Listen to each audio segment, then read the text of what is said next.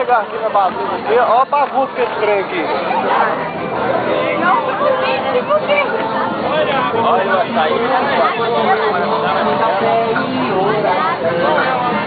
Não, vou te falar uma coisa pra vocês. Isso é uma bagunça que vamos concordar, viu? Olha lá. Como é que tá aí, Cláudio? O quê? Ué, cadê você? Água mineral em R$1. R$1. Agora vai parecer muito complicado agora que é subir as escadarias, que na verdade é pouco, mas depois que você chega aqui já tá tão quebradinho, tão arrebentadinho, já que fica difícil.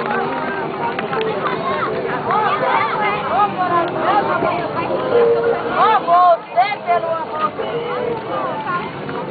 Ô, meu filho, dá R$1 pro meu filho. Ô, minha gente, me adora.